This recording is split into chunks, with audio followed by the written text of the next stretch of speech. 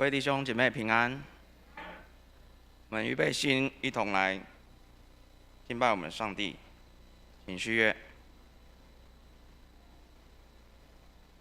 主在圣殿中，主在圣殿中，普天下的人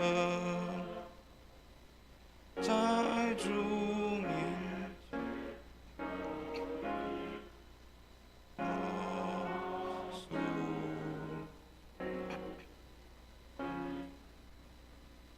肃静，肃静，应当。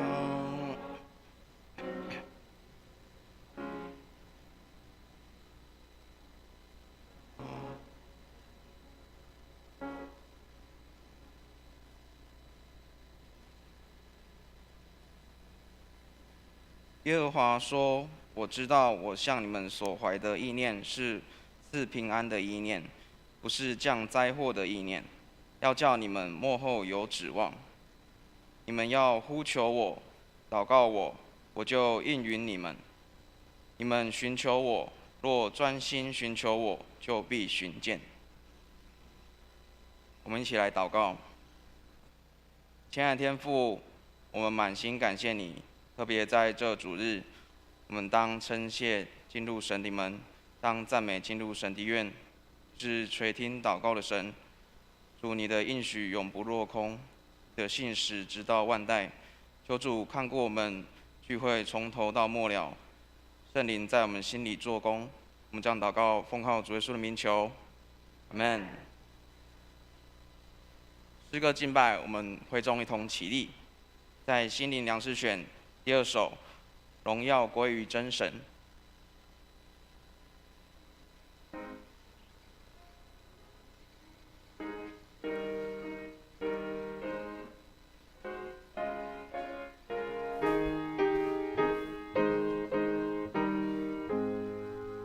荣耀归于真神，他成就大事，为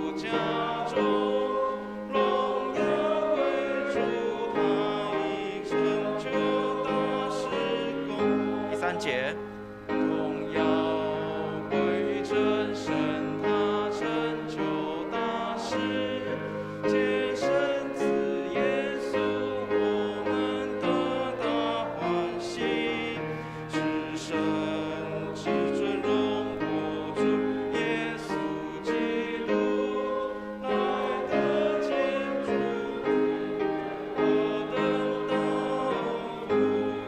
赞美主。全地的主神音，赞美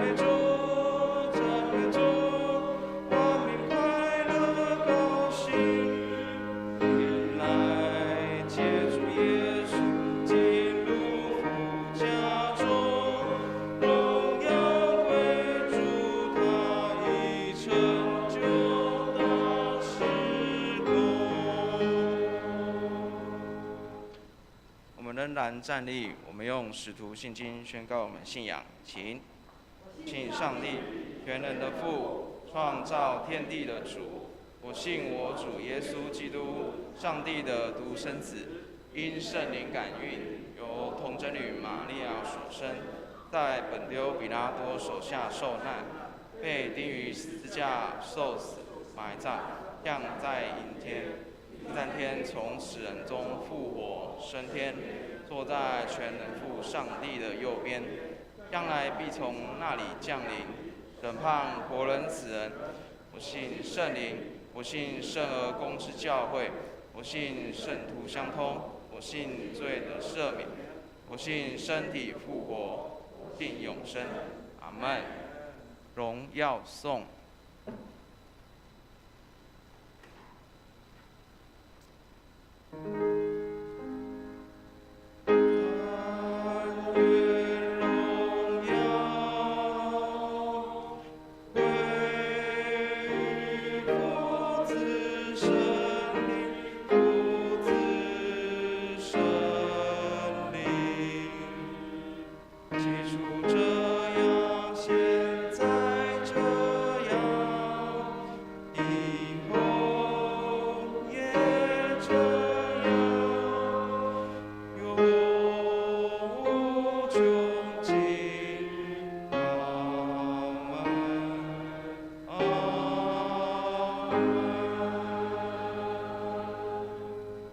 坐。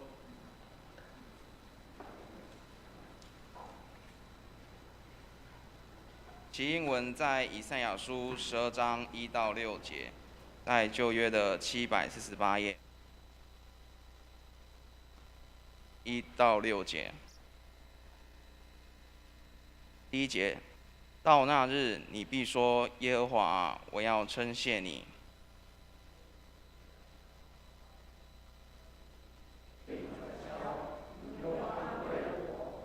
看啊，上帝是我的拯救，因为主耶和华是我的力量，他也成了我的拯救。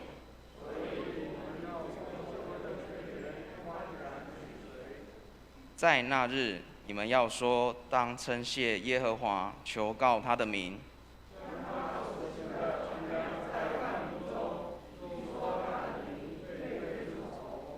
你们要向耶和华唱歌，因他所行的甚是美好。我们一起来，西安的居民啊，当扬声欢呼，因为在你们中间的以色列圣者乃为至大。我们一同翻开周报，一同来公祷。我们为欧洲国家马其顿祷告。基督信仰能进入生活文化当中，国家百姓能够更认识基督信仰来祷告。为台湾卫理公会北二教区教会来祷告，佩恩堂侯贤敏牧师为教会奉献充足，教会在当地更加的得人。传道同工身心健康来祷告。我们为台湾行政首长及官员来祷告。求上帝赐予智慧聪明，给执政掌权者，赐福台湾人民，为台湾儿童及青少年能够受到更完善的知识教育及美好的品格教育来造就来祷告。为台湾第一线防疫工作的医护人员、军警人员来祷告，愿主赐他们平安，工作顺利。我们用主祷文来结束我们这段祷告。请，我们在天上的父，愿人都尊你的名为圣，愿你的国降临，愿你的旨意行在地上，如同行在天上。我们日用的饮食，今日赐给我们，免我们债，如同我们免了人的债，不叫我们遇见试探，救我们脱离凶恶。因为国度、权柄、荣耀，全是你的，直到永远。阿们。听课，我们请秀薇姐妹。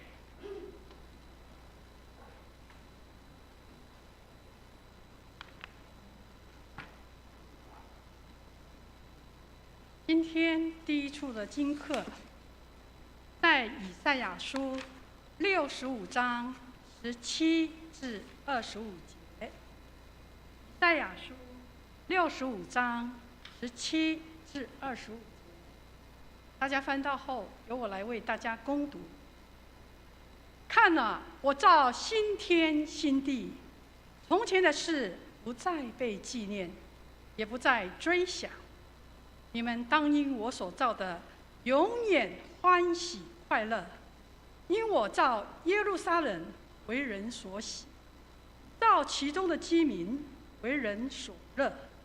我必因耶路撒冷欢喜，因我的百姓快乐，其中必不再听见哭泣的声音和哀嚎的声音，其中并没有数日夭亡的婴孩，也没有岁数不满的，也没有寿数不满的老者，因为百岁死能算他，有百岁死的罪人算被咒诅。他们要建造房屋，自己居住，栽种葡萄园，吃其中的果子。他们建造的，别人不得住；他们栽种的，别人不得吃。因为我民的日子必像树木的日子，我显明亲手劳碌得来的必长久享用。他们必不徒然劳碌，所生产的也不遭灾害，因为都是蒙耶和华赐福的后裔。他们的子孙也是如此。他们尚未求告，我就应允；正说话的时候，我就垂听。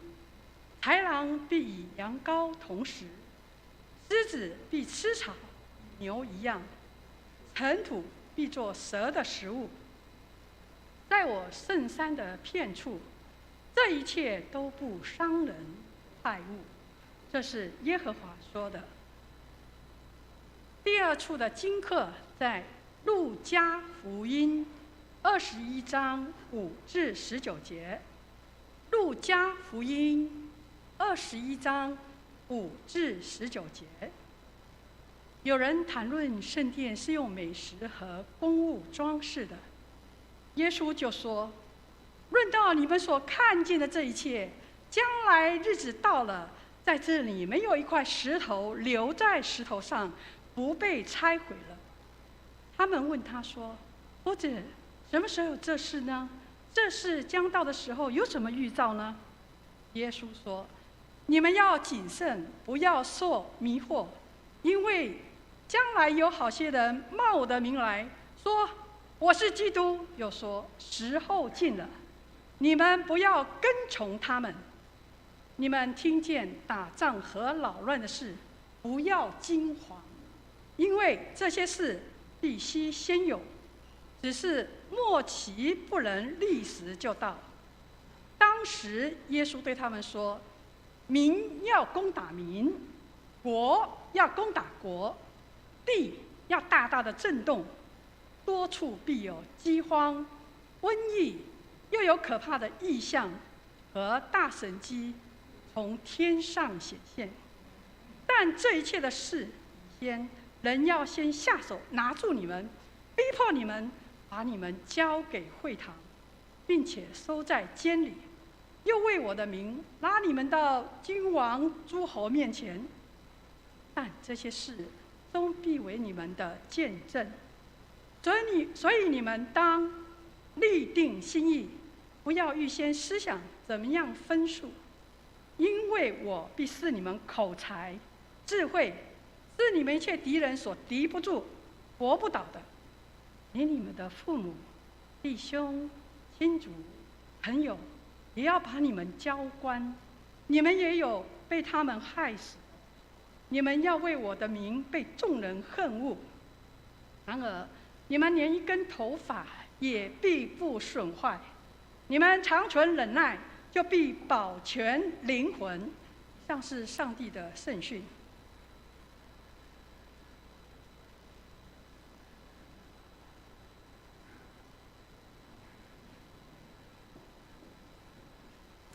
如今，在帖撒罗尼迦后书3章6到13节，由我来攻读，在新约的229页。弟兄们，我们奉主耶稣基督的名吩咐你们：凡有弟兄不按规矩而行，不遵守从我们所受的教训，就当远离他。你们自己原知道应当怎样效法我们，因为我们在你们中间，未尝不按规矩而行，也未尝白吃人的饭，倒是辛苦劳碌，昼夜做工，免得叫你们一人受累。这并不是因我们没有权柄，乃是要给你们做榜样，叫你们效法我们。我们在你们那里的时候，曾吩咐你们说：若有人不肯做工，就不可吃饭。因我们听说，在你们中间有人不按规矩而行，什么工都不做，反倒专管闲事。我们靠主耶稣基督吩咐，劝诫这样的人，要安静做工，吃自己的饭。弟兄们，你们行善不可丧志。献诗，我们请诗班。曲目是《谷中百合花》及人人都应该知道。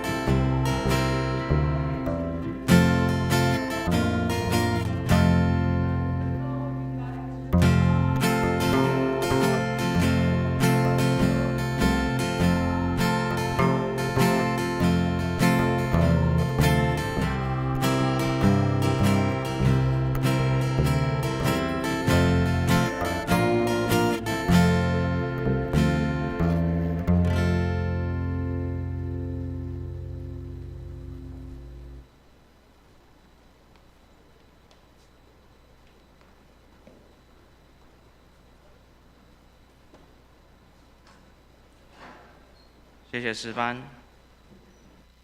正道，我们请蔡伟文牧师，题目是不做朽坏人生。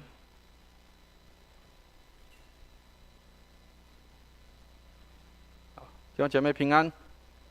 好，谢谢诗班哈。今天的献诗，人人都应该知道耶稣是谁。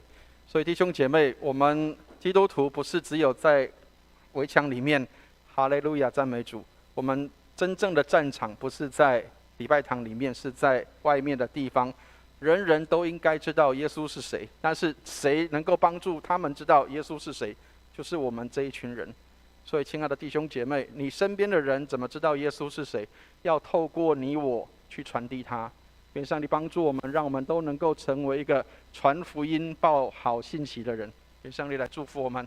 我们11月已经进到快一半的时间。各位，其实我们11月是一年当中相当重要的节日哈。很多人要先澄清一件事情，在上个月底的时候有一个节日，很多人还是以为是教会的节日，要先跟大家澄清一下，万圣节不是教会的节日啊，这个一定要先跟大家做一些说明。万圣节那个是西方或是欧洲、欧美的鬼节，跟我们的过的时间不一样。但是11月我们有一个节日，但是要先跟大家说，它也不是教会的节日，但是是教会会过的节日。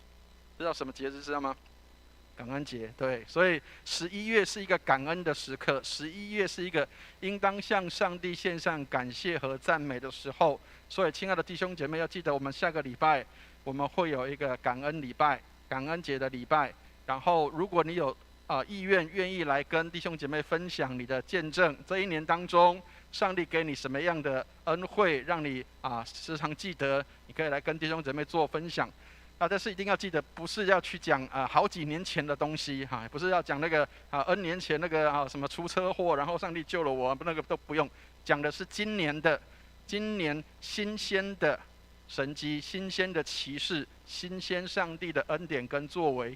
愿上帝帮助我们，让我们可以常常看到上帝的作为都是新鲜的，都是新的，不单是别人可以领受，我们也可以领受，每一个人都可以有机会来领受这个新鲜的恩典跟福音。愿上帝来帮助我们。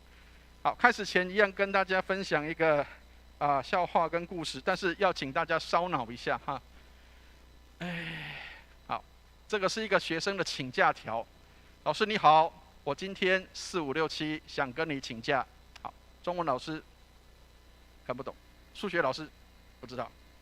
那个音乐老师可能会知道。好，请问一下，他是什么样的原因要请假，知道吗？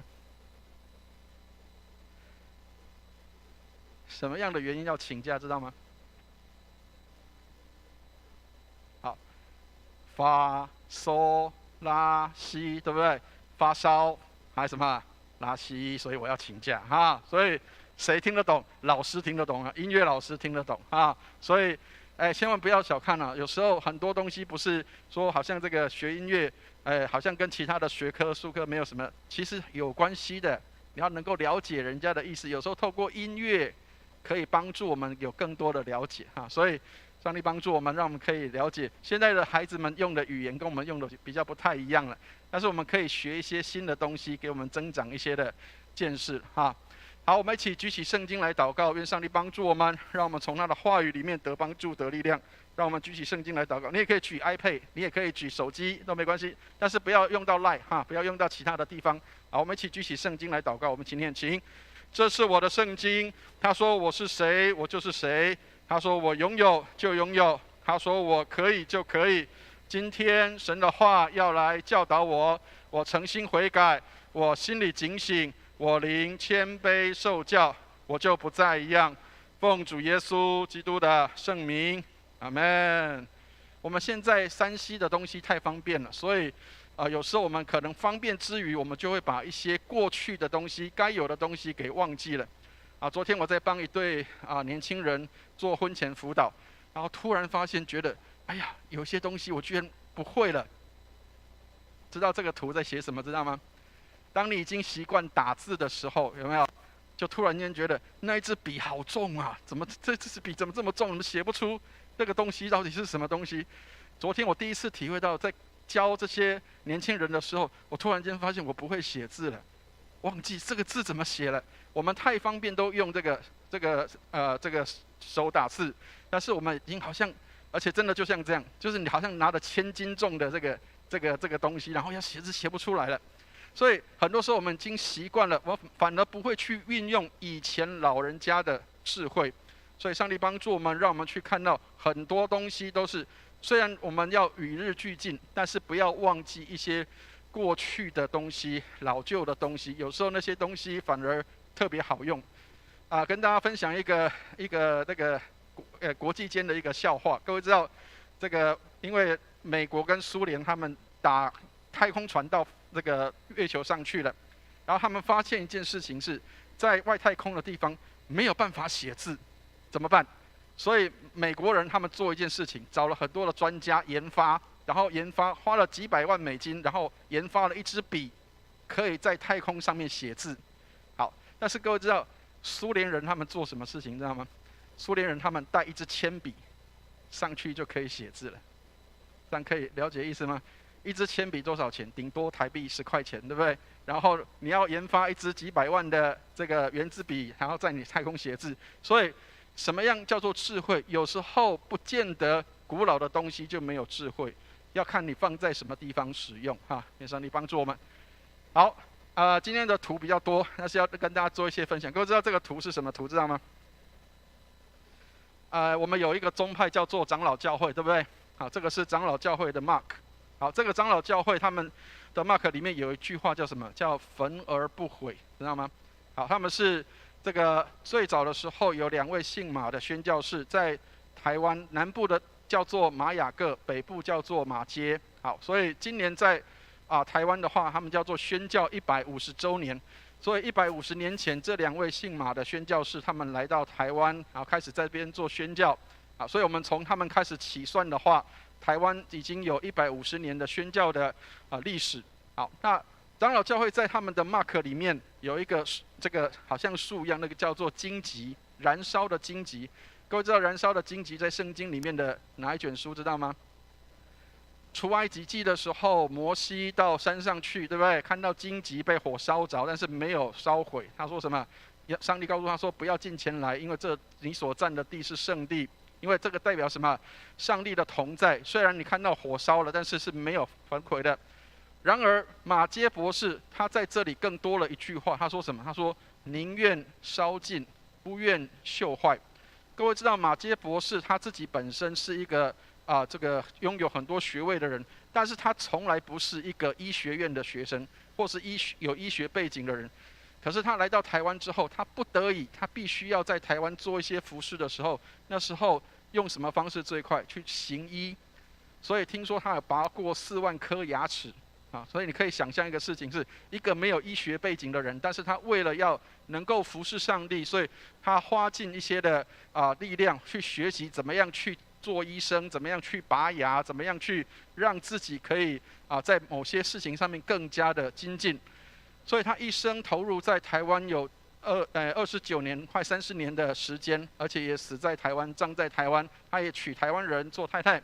他说：“宁愿烧尽，不愿朽坏。”他说：“我宁愿把我的生命全然都献给上帝焚烧了，但是我不想要好像生锈一样，在那个地方坏掉，或是在那个地方不动。”所以，亲爱的弟兄姐妹，马偕给我们看到一个事情是，他虽然是一个宣教士，但是他不是来这边只有享受现成的，或者是享受别人的服事，他来这里去服侍人。宁愿烧尽，不愿锈坏，这是马偕博士给我们留下的美好的产业。好，那跟今天的经文有什么样的关系？我们请大家看一下今天的圣经里面，给我们看到有一个地方，这个地方叫做帖撒罗尼迦。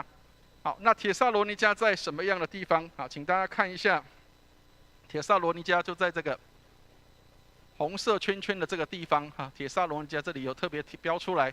帖撒罗尼迦在欧洲的马其顿的附近。好，它离一个城市很近，叫做腓立比。好，各位如果有机会看《使徒行传》的时候，为什么保罗会来到帖撒罗尼迦那里建立教会？因为他在腓立比教会的时候，他在那里被人家赶走了，所以他只好离开到帖撒罗尼迦这边来建立教会。所以，亲爱的弟兄姐妹，千万不要以为失败是一件坏事。有时候失败反而会成为你的动力，失败反而才会成为你的继续往前进的这个一个动力跟方向，才会往前走，才会往前进哈。所以有时候失败不见得是坏事。保罗在欧洲建立的第一个教会叫做腓立比教会，为什么？因为他在这个梦中曾经梦过有马其顿人，希望他能够来到马其顿这个地方来帮助他们，来欧洲帮助他们，所以他来到欧洲的第一个教会就是腓立比教会。但是不要以为在那里建立教会就是开心的事情，因为一样有人会不喜欢。所以当你遇到被人逼迫或者是失败的时候，千万不要觉得那是绝望的事，因为也许那是另外一个新的开始。所以后来他们就辗转进入到帖撒罗尼迦这个地方。如果我们看圣经里面的话，我们请大家看一下他们在那里是怎么样来建堂，跟怎么样来做礼拜，怎么样来开拓这个教会。我们来看使徒行传17章的1到2节，这样我们就可以知道帖撒罗尼迦教会是怎么开始的。好，我们来看一下使徒行传17章1到2节，我们一起来念一下这节经文，一起念来。保罗和希拉经过暗非波里、亚波罗尼亚，来到帖撒罗尼迦，在那里有犹太人的会堂。保罗照他素常的规矩进去，一连3个安息日，本着圣经与他们辩论。好，圣经里面说到什么？他说保罗到这个地方去，然后到帖撒罗尼迦，去到犹太人的会堂。会堂就有点像犹太人的礼拜堂或是犹太人的教堂一样。保罗进去里面，他说一连3个安息日，就是将近1个月的时间，他都在那里做什么？去跟人家辩论，本着圣经跟人家辩论。所以，亲爱的弟兄姐妹，保罗虽然在腓立比在那边受挫，但是他来到了帖撒罗尼迦，他继续的工作。很多人受挫的时候，事工受挫的时候，或是工作受挫的时候，就放弃了。但是保罗让我们看到一件事情是，他没有放弃。虽然他离开了腓立比，但是他进到帖撒罗尼迦的时候，他仍然继续的在那里服侍跟工作。很多时候，我们常常会觉得说，我们需要被人肯定跟称赞，或是赞美跟鼓励。但是有时候我们常常在做的事情，不见得会被称赞跟鼓励。我常常说，有时候我们服侍，我们给人家馒头，但是人家还我们不一定是馒头，人家搞不好丢石头给我们。当别人丢石头给你的时候，不见得是一件坏事。有时候辗转进到另外一个不一样的层面，或是进入另外一个不一样的服侍环境的时候，反而是另外一个新的开始。所以保罗跟希拉他们重新在帖撒罗尼迦那边建立了一个新的教会。好，所以我们来看一下今天的圣经里面给我们看到的保罗他们在这个教导里面发生什么样的事情。我们来看一下第6节的地方，今天经文里面3章6节的地方，我们一起来念一下经文，一起念来。弟兄们，我们是奉主耶稣基督的名吩咐你们，凡有弟兄不按规矩而行，不遵守从我们所受的教训，就当远离他。好，保罗为什么会讲一个这么严重的话？其实各位，如果你看帖撒罗尼迦的前后书的时候，你就看到那个端倪。各位知道，早期的基督徒跟我们不太一样。我们现在都说我们等候主再来，但是我们是悠悠的在等候。可是以前的人，他们等候主再来是很积极的，积极到什么程度？各位如果看使徒行传的时候，很多人是卖掉自己的房屋、土地、田产，然后做什么？就到教堂里面来啊，这些我都全部都奉献啊。然后因为主要再来了，所以我们就大家一起在这边吃喝，然后预备等候主的再来。好，这个是当时的初代教会的一个情况跟情形，所以大家都在期待着主耶稣要来了，那我们何必要再继续在世上生活呢？我们就预备等候主的再来。但是亲爱的弟兄姐妹，耶稣等了2000年还没有来，但是很多人我们也以为说耶稣好像不会来，其实千万不要这样想啊！各位知道今年有一个英国的国王，英国女王刚过世，对不对？好，我不晓得大家有没有注意到有一个新闻哈，他特别拍到说，在英国王室这边，因为他们的花园很多，他们有很多的那个园子，好，其中有一个园子在50年前，这个园丁他这样说，他说50年前英国女王曾经到访过他这个园子，他是这个园子的主要的管理者，他是这个园子的园主，他是主要的管理者。他说50年前英国女王曾经来到这个园子来参观他的园子，所以他在那边等候他的女王，在那边等候他的女王，迎接他的女王。他说他不知道他的女王下一次来会是什么时候，但是他在那里预备跟等候他的女王再次的临到，所以他在那里忠心的去修剪那个花木，修剪那个园子里面所有的东西。他不知道下一次女王什么时候会再来，但是这一等了50年的时间。但是他说我随时都在等候女王什么时候来，我都要开门来迎接我的女王。亲爱的弟兄姐妹，这个才是等候主再来的意思。能够了解那个牧师要表达的意思吗？我们好像被交代说要等候我们的主再来，但是我们现在应该做什么？不是在那里主反正要来了，什么时候来不知道，但是好像主快要来了，那我们就在这边等吧。不是的，你仍然要尽忠心的在你所做的事上忠心的摆上，只等到主再来的时候，要给我们有这样的称赞说，这个好又良善、忠心又良善的仆人，而不是我们等在那里一直等，然后等的花草树木都全部都荒废掉了，我们还在等主再来。亲爱的弟兄姐妹，主还没有来，但是他说他一定会来。当他再来的时候，你预备了什么来等候他？所以保罗在告诉这些帖撒罗尼迦教会的会友说，不要搞错了，不是叫你在礼拜堂里面等，不是叫你在礼拜堂里面等主再来，而是什么？你要殷勤的做工，做工做什么？等主再来。就好像那个园丁要殷勤的做工，在园子里面把我的花木修剪好，等候我的女王再来一样。亲爱的弟兄姐妹，我们有没有想过说，我们在信仰上也是这样？我们是在那里干等，还是我们仍然积极努力的做工，等候我的主随时来，我都是可以交账的。所以做主的门徒不是叫我们一直在课室里面学习跟上课，做主的门徒是让我们无论是在任何的环境跟情况里，包括我们的生活上，我们都要成为一个主的门徒，都要能够行出主的样式，效法耶稣的样式，活出主耶稣的样式，而不是只有在课室里面。亲爱的弟兄姐妹，不是只有在课室里面读圣经，而是你的圣经有没有在你的生活当中能够活出去实践它。所以做主的门徒不是星期天来参加课程，而是怎么样你每一天要与主同行，你怎么样去接受主的带领，并且能够预备等候他再来。好，所以我们来看一下第9节的地方，保罗为什么会讲这些严厉的话，特别对那些不愿意做工的。好，我们来看一下第9节，我们一起来念一下第9节，一起念来。这并不是因我们没有权柄，乃是要给你们做榜样，叫你们效法我们。好，保罗为什么要提醒这个帖撒罗尼迦的教会要学习跟效法他们？因为当老师的人，当牧师的人，最期待的就是弟兄姐妹能够学习效法老师的样式，并且能够来照着老师的话去做，就好像这些老师他们也按照主耶稣的教导去做一样。所以每一个要成为基督的门徒的人都必须要学习基督的教导。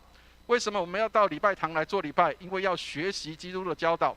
为什么我们要上成人主日学？因为要学习基督的教导。为什么要上儿童主日学？因为要学习基督的教导。为什么要参加小组？要学习基督的教导。不是我们没有权柄。这个保罗在这边说的是什么？每一个传道人他都有这个靠福音养生的权柄。各位如果看圣经里面的话，圣经里面告诉这个弟兄姐妹，告诉我们这一件事情是，做工的人得工价是应当的。所以传道人得到福音养生，这是应该的。但是保罗在某些情形下，他没有靠着福音养生，他反而是亲手做工。所以保罗有好几次他是自己支帐篷，他是做帐篷的，他要自己支帐篷，然后去做工，去赚取自己的金钱，然后来生活。他不要去让教会受累，因为这个教会有可能付不了他的薪水，所以他必须要做这些事情。但是这不是一个常态，只是保罗说他要做一个榜样，要让所有的弟兄姐妹知道说，不要做一个懒惰的人，应当殷勤的来做工。所以，亲爱的弟兄姐妹，如果换我们现在来说，当然我们现在不必须要像保罗这样，只是我们有没有看到一个事情是，我们不是只有在外表要像个基督徒，而是我们里面的生命跟品格像不像基督的生命？别人有没有从我们的身上看到我们有属基督的生命，而不是只是外表像个基督徒？各位知道，外表像个基督徒很简单，知道吗？各位有看过某一些这个宗教团体，他们有一套制服，有没有？你就一看到他就是这个是这个某一个那个宗教团体的。不要以为基督教没有，基督教也有哦。基督教也有某一些人，他们就是穿的很正式的，然后让你一看就知道，这群人一定就是基督徒。不是只有外表，弟兄姐妹，不是只有外表，而是什么？你的生命有没有像耶稣一样？你的生命像不像耶稣基督？你的生命能不能让人看到你有耶稣的生命在你的里面？所以保罗提醒一个事情，就是不管是什么样的人，都要做工。在教会里面，所有的人不应该是吃闲饭的。第10节，我们来看一下第10节的地方，我们一起来念一下第10节，一起念来。我们在你们那里的时候，曾吩咐你们说，若有人不肯做工，就不可吃饭。保罗讲这个话的时候，好像有点严厉，对不对？其实保罗在提醒什么？他说，不做工的不可以吃饭，不是像我们现在说，好像这个，好像我们应该有怜悯啊，人家不做工，搞不好他是因为他没有工作能力或是什么，不是指这个。保罗讲这个东西是指，有的人会利用教会的一些资源，利用教会的一些的这个设备，利用教会的一些的状况，但是他不是去做教会的工，他去做什么？他去做自己的事业，他拿来做自己的事业比如说有人可能开了讲坛去召集学生来开课辅班，但是开课辅班不是为了要让教会更加的得人，他要做什么？我希望我可以赚钱当补习班。有人开这个音乐班，开了音乐班很好，为什么？让我的名声更好，所以不是为了要让教会能够得人，不是的。很多人的做工是给自己的益处，而不是为了要做在教会的事工上。所以我们看到，在小事上忠心也是一个很重要的事情。我们是利用教会的事工，利用教会的东西来达成自己的目标，还是我们真的是为了要成为一个良善的管家，能够忠心的来服侍上帝，而不是只是来利用教会里面的东西？好，所以赚钱养家活口是必要的，当然这是不可避免的，我们都会需要。但是我们要真正要看到的目的是，服侍人的当中，最重要的是要服侍上帝，透过服侍人，把人带到上帝的面前来，而不是只有带到自己的面前。很多时候我们常常会用一个大的框框把自己架起来，说我是为了传福音，我是为了要给人家有机会认识耶稣，是真的吗？还是我只是为了要我自己的名声，或是我只要我自己的收入多一些，透过这些的资源赚钱养家活口是应该的，但是不是要去把这个次要的目标变成你的主要目标。我们基督徒活着，所有最重要的事情就是为了要侍奉上帝，去得人的目的也是为了侍奉上帝，不是为了要 proud， 不是为了要自夸自己，或者是要让自己被凸显，或者是要靠着这个来赚钱的。好，所以我们来看一下保罗他特别提醒什么。11节我们一起来念一下，11节一起念来。因我们听说在你们中间有人不按规矩而行，什么工都不做，反倒什么专管闲事。好，所以这里讲的就是刚刚牧师讲的那个情况，什么工都不做，教会的事工他也不碰，也不去做这些的服侍人的事情都不要，他只做什么？专管闲事。常常去指责别人的错误，常常去说别人的问题，然后常常去说别人怎么样怎么样，但是没有自己真正去投入在那个地方，没有参与在那个地方去侍奉跟服侍。各位知道，打球的时候往往是这个观众喊的比那个球场上的人要更大声，知道吗？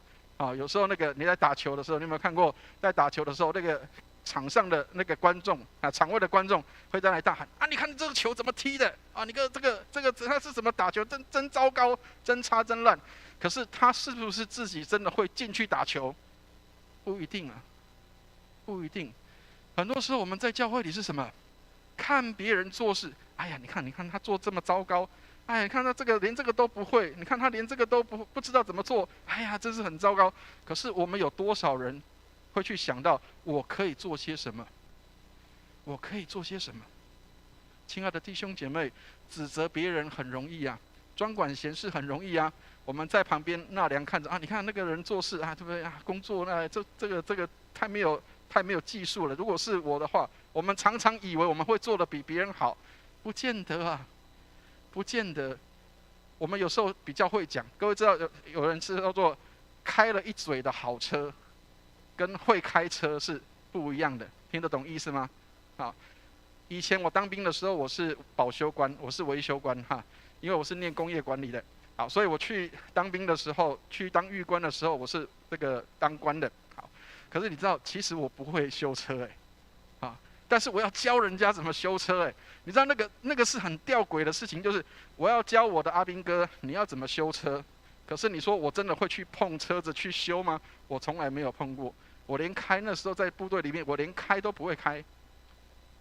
亲爱的弟兄姐妹，会开车跟你讲了一嘴的好车是不一样的。我们很会去指责别人，很会去说别人的问题，但是我们自己能不能够真的亲自去参与去做？所以自由，我们在基督里，我们成为一个自由的人，我们什么都可以做，但是并不是代表我们拥有去犯罪的自由，去指责别人的自由。其实那个自由是包括我们要学习有限制的自由。我怎么样限制自己那个狂放不羁的心，我是可以限制的，那个才是叫做真正的自由。所以成为主的门徒、主的仆人，我们需要看到一个事情是，不是只有牧师才是上帝的仆人，不是只有牧师才是这个主的门徒，是我们每个人都是。牧师是教我们怎么样去做主的仆人、主的门徒。所以成为仆人是我们是自由的，是没有人辖管的。然而我们甘心做了众人的仆人，为了要多得人。亲爱的弟兄姐妹，你的服事是为了要更多得人，让更多人来信耶稣，而不是为了要把人带到自己的面前来，或是要靠着这些人来赚钱的，不是这个。在教会里面，我们要得人是为了要让人更认识耶稣，不是要让人更认识我，不是要让人更认识这个怎么样，有什么管道可以赚钱，不是，要让人更认识耶稣。好，所以勤劳的人将来也可以在主的禾场上尽心竭力。所以亲爱的弟兄姐妹，千万不要觉得我在工厂上、公司里面工作我们比较没有时间可以来服侍，好像因此我就不服侍了，并不是这样。你能够成为一个忠心在你工作上服侍的人，将来你也可以在主的禾场上，在教会里面，在上帝所要你去的地方，也能够为主更多的得人。千万不要觉得忠心是一件容易的事情，能够忠心，能够尽上自己的全力，那是一个不容易的事情。当你看到别人都在偷懒的时候，你还愿不愿意自己忠心的摆上？当你看到别人都不做事的时候，你能不能够愿意说，即使别人都不做，没有人看到，我仍然忠心的在那个地方服侍跟侍奉？亲爱的弟兄姐妹，那是一个挑战。你知道有几次我在骑车的时候经过红绿灯的时候，心里都有挣扎，因为常常看到，特别晚上的时候，我们乖乖停在那边停红绿灯，然后突然间就唰，很多车子就过去了，然后你心里在说，我要这么笨吗？为什么我要停在这里，要等到绿灯才过去呢？会不会有那个挣扎，就是别人都可以，为什么我不可以？亲爱的弟兄姐妹，别人没有看到的地方，才是你表达你信仰的地方。别人没有看到的地方，才是你表达你的信仰的地方。上帝帮助我们，让我们能够忠心成为一个忠心良善的仆人，一个好的管家。我们来看一下12节，所以保罗怎么样来提醒12节？我们一起来看一下12节，一起念来。我们靠主耶稣基督的吩咐，劝诫这样的人要怎么样？安静做工，吃自己的饭。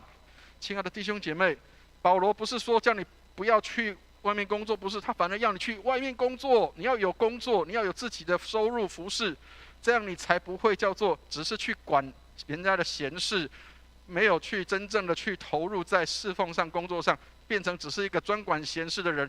你要安静做工，吃自己的饭。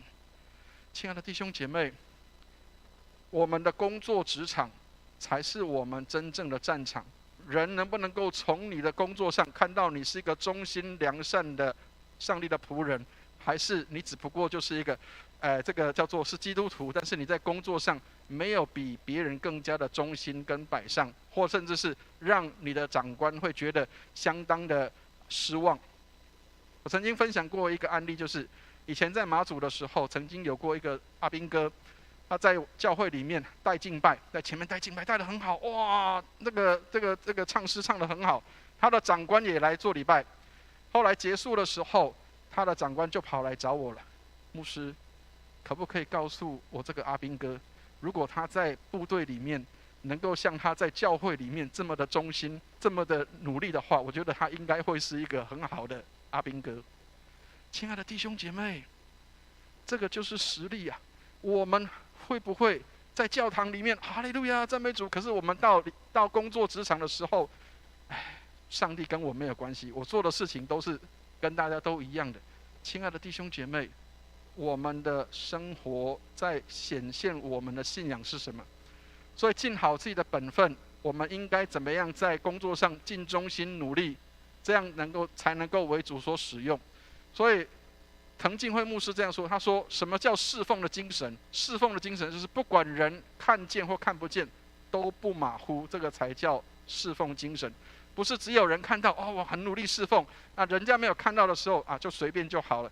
真正的服事是不管人有没有看到，我都是忠心的。好，所以保罗最后才会鼓励这些的弟兄姐妹说：弟兄们，行善不可丧志。如果人家没有看到也没有关系，千万不要因为别人没有看到你就失去了信心，或是你就气馁了，不必要这样。我们行善不可丧志，即使别人没有看见，我们仍然是忠心的。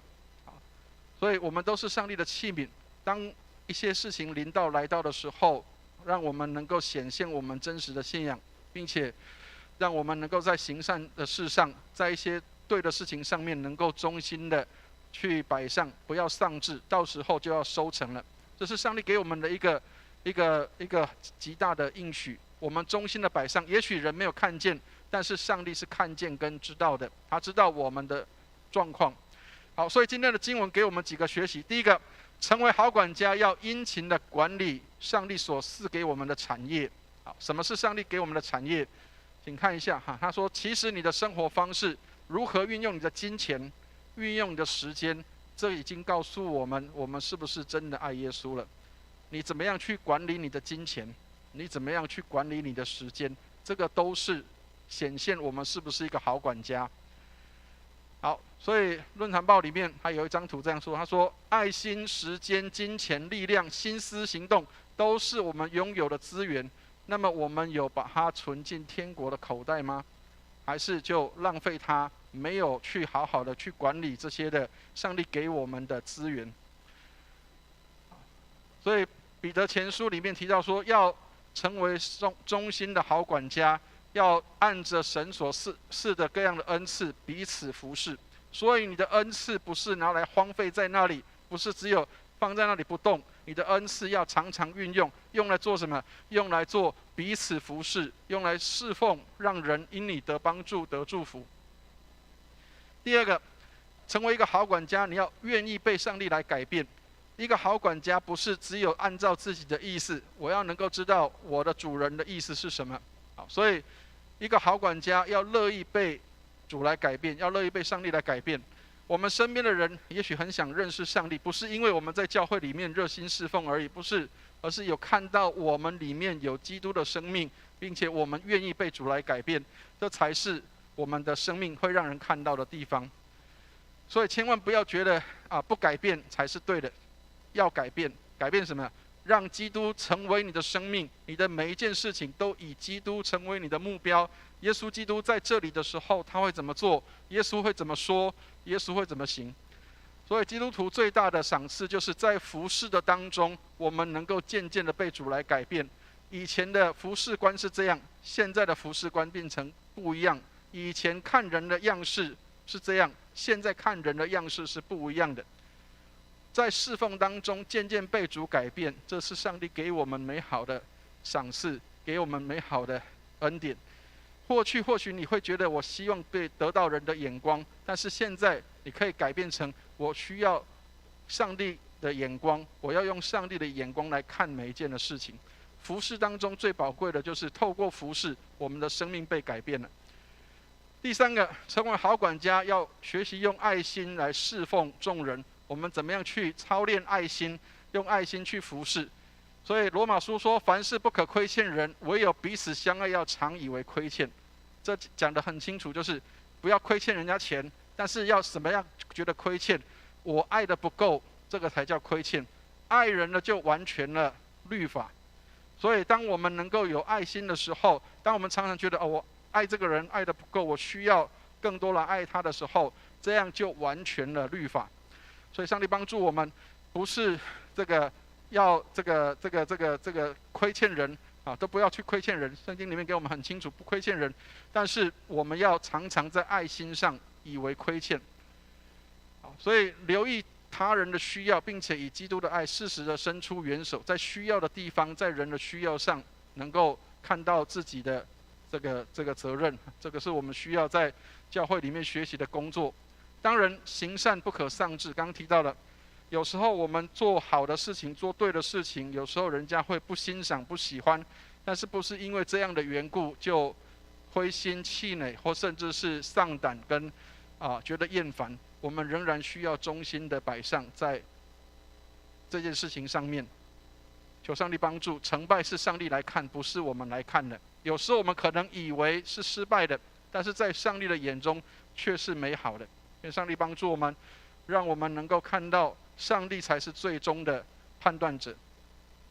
所以无论做什么事情，都要从心里做，是服侍上帝的，不是只是好像去应付人的。要坐在上帝的面前，不管任何事情，都把它看成我是在服侍上帝，而不是只是在服侍人，或者是挑着去做。每一件事情，不管是大事小事，都能够成为忠心的一个表现。如果今天你在教会里面，你说我只是一个打扫的，帮忙打扫的人，那么我们就忠心的成为那个打扫的人。如果你说我只是一个每个礼拜来浇花2次的人，那么我就忠心的每个礼拜来浇花2次。让你所有的事情都因着你的忠心的侍奉跟摆上，人看到你不是只有表现给别人看的。今天有人看到，我就努力一点；今天人没有看到，我就算了，就不服侍了。不是给人看的，是要到上帝的面前，要给上帝看的。所以记得刚刚牧师讲的那个比喻，那个英国的园丁，虽然现在换英国国王了，但是他说我在等我的国王来到这个园子里。亲爱的弟兄姐妹，等了50年，他要继续再等，因为他相信有一天突然间国王就会来到这个园子。但是我要怎么做？我要忠心的摆上，还是我就让它烂，那个园子让它烂掉？忠心的摆上，虽然人家没有看见，但是我仍然忠心的摆上。这个才是侍奉的精神，才是我们应该要去做的。不是只是做给人看的，而是我知道有一个更高更重要的事情，就是上帝怎么看我。愿上帝帮助我们，让我们能够成为一个忠心的好管家，宁愿烧尽，不要锈坏它，不要把自己丢在那个锈坏的情况。宁可我们的生命能够为主而燃烧，但是不要把它变成是放置在那里，变成是没有用的。愿上帝帮助我们。我们一起来祷告。慈悲怜悯的天父，我们感谢你，谢谢你看重我们，让我们这卑微的人能够来侍奉你。我们实在没有任何一样可以配为你来使用，但你仍然看我们为宝为尊。我们向你献上感恩，谢谢你看重我们，让我们这卑微的人能够这样来侍奉。愿你帮助我们能够成为一个忠心良善的仆人，无论人有没有看见，都让我们忠心的摆上。即使没有人的掌声，我们也相信我们等候的是主你的奖赏。带领我们，让我们不是只做给人看的，而是要显在你的面前，来得着主你的称赞跟喜悦。谢谢你垂听我们的祷告，带领我们在你里面蒙恩。祷告奉耶稣基督的圣名，阿们。谢谢牧师。金句背诵，我们一同来背诵2次，在帖撒罗尼迦后书3章13节。请，弟兄们，你们行善不可丧志。帖撒罗尼迦后书3章13节。弟兄们，你们行善不可丧志。帖撒罗尼迦后书3章13节。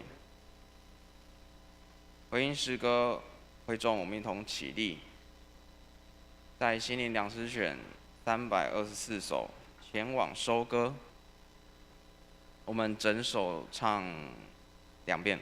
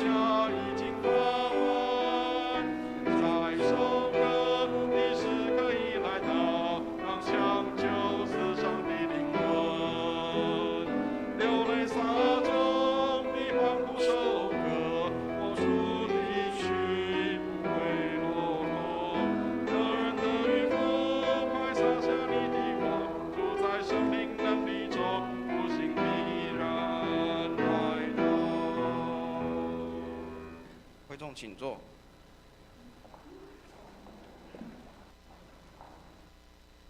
我们请诗献的同工到台前来。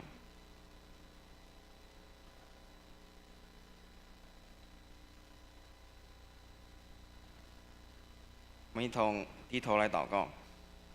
亲爱的天父，我们向你献上感谢，感谢主赐我们日用的所需。我们将所得的一部分献上，用在教会的事工上，求主悦纳。我们祷告，奉靠主耶稣基督的名求，阿们。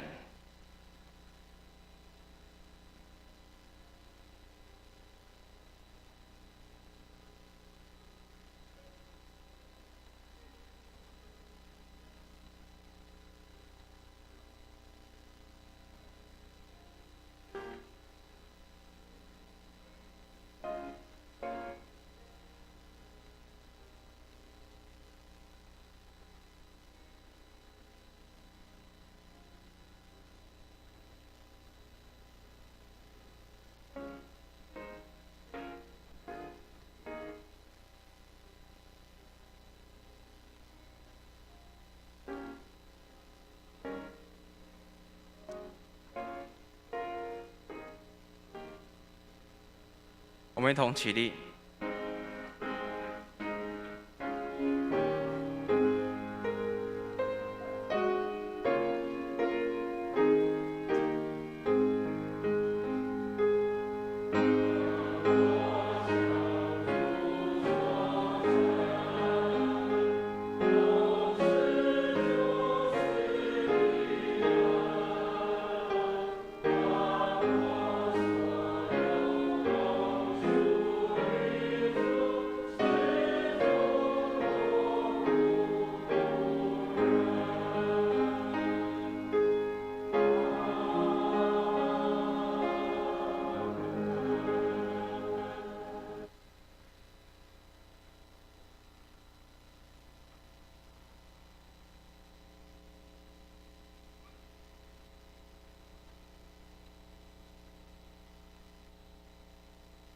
有第一次来到教会的新朋友吗？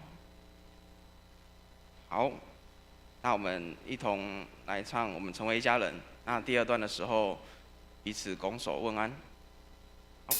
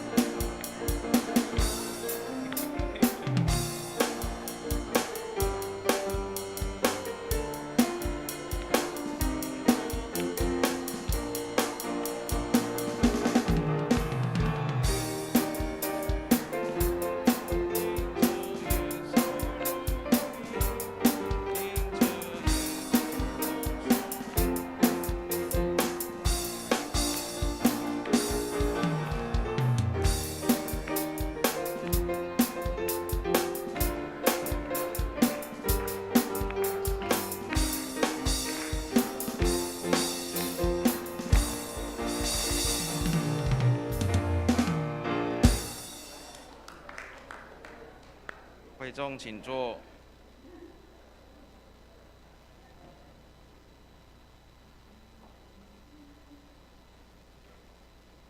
今日为圣灵降临节后第23主日，欢迎参加主日聚会的新朋友，愿上帝赐福你。本周开始主日后11点40分有洗礼的造就班，有愿意受洗或是转入会籍的弟兄姐妹可以一同参加。主日后，本堂将召开2022记忆会，会中会选出2023年的新任执事及年议会会友代表，请为新执事提名及开会顺利祷告。教会于下周主日开放感恩见证时间，有意愿做今年感恩见证的弟兄姐妹，可以向蔡牧师报名。每个人分享时间大约是3到5分钟，请把握机会见证主的大恩典。教会已开始预备圣诞布置，欢迎弟兄姐妹发挥创意，以小组为单位做布置，各楼层负责区域已张贴在公布栏。教会2023年教会年历为马太年，年度目标为荣光之家健康教会，期待高雄荣光堂成为健康的教会，有健康的成长。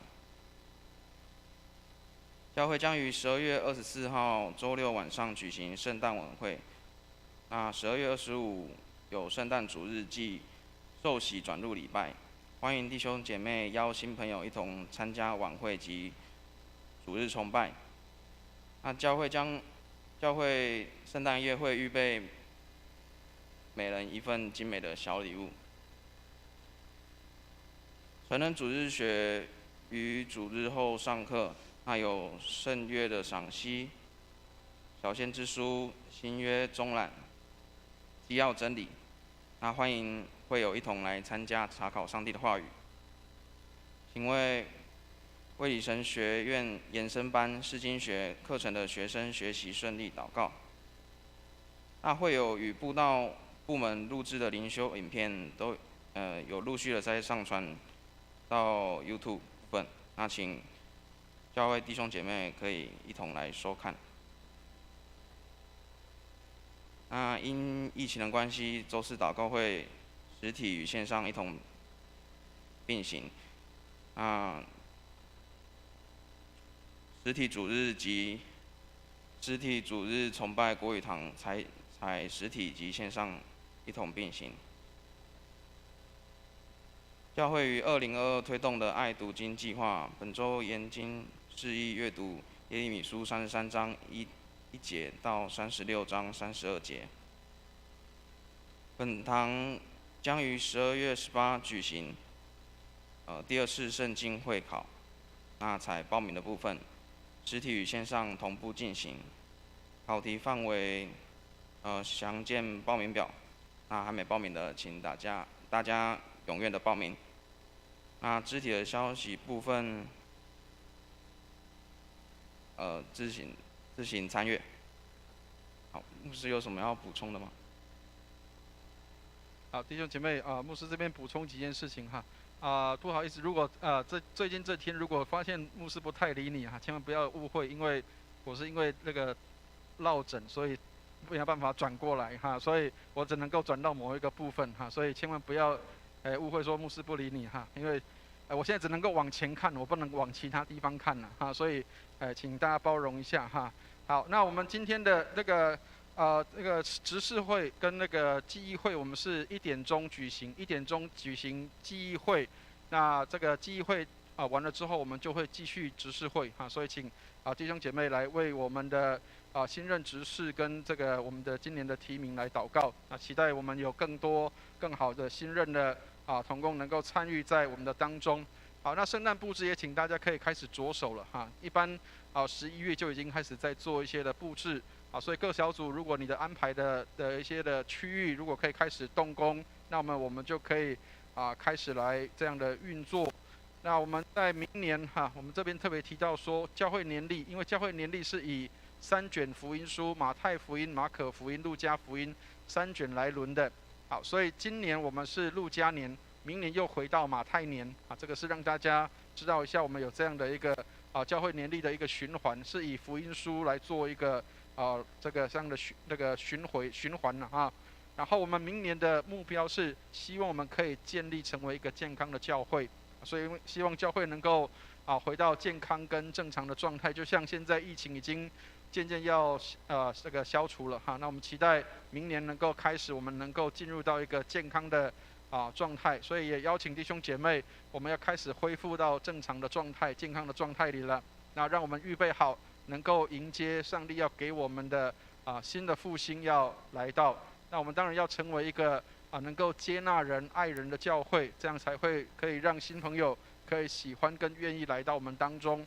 所以请弟兄姐妹，我们也预备好我们自己，能够来做这样的一个预备安排。明年是马太年，让我们可以进到这样的一个新的年度的里面。所以在还没有到新的年度以前，下礼拜很重要了下个礼拜是感恩节的一个感恩见证会。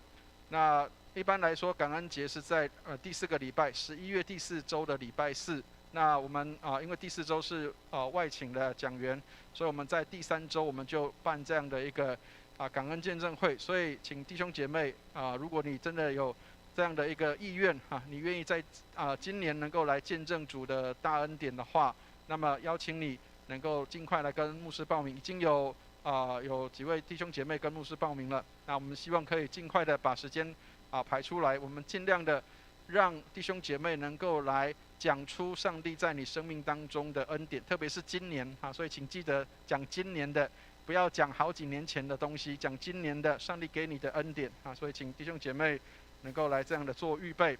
那也预告一下，明年的1月1号刚好是主日，然后过年的时候那个春节也是主日，所以我们这2个时间我们都会有国台语堂的一起联合崇拜所以我们的1月1号跟春节的那一周好像是1月26号，也是我们的这个就是国台语的联合礼拜所以请弟兄姐妹，如果我们联合礼拜的时候，如果是台语堂的弟兄姐妹来跟我们一起做礼拜的时候请我们发挥有这个友善的手能够，因为那个礼拜堂他们这边比较不熟悉座位什么样比较不熟悉，所以如果是有台语堂的弟兄姐妹的话，希望我们可以多一些的这个接纳跟招待让我们可以能够来跟弟兄姐妹一起的聚会。那特别第1周是我们的立约礼拜，卫理公会每一年的第1个礼拜的礼拜天就是我们的立约礼拜，让我们重新跟上帝一起的立约，还有跟同工们跟上帝一起立约，包括诗班所以我们请弟兄姐妹要预备好，我们要重新跟上帝有一个新的立约，期待新的一年我们会有新的开始。所以愿上帝来祝福我们。好，以上报告，谢谢。会众我们一同起立，3、1颂。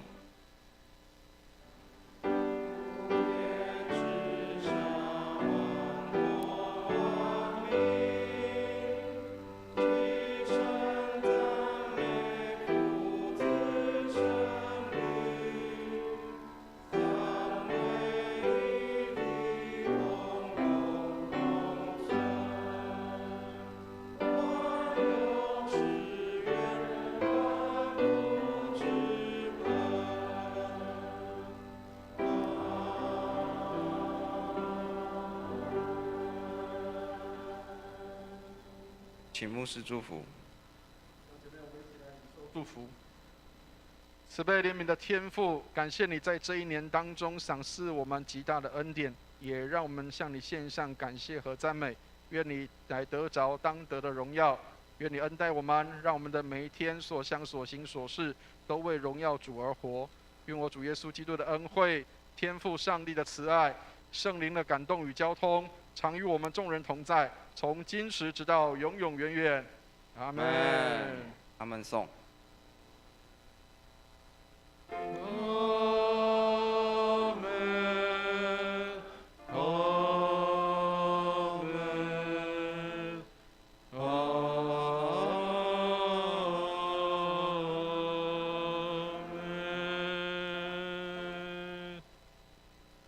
坐，订阅。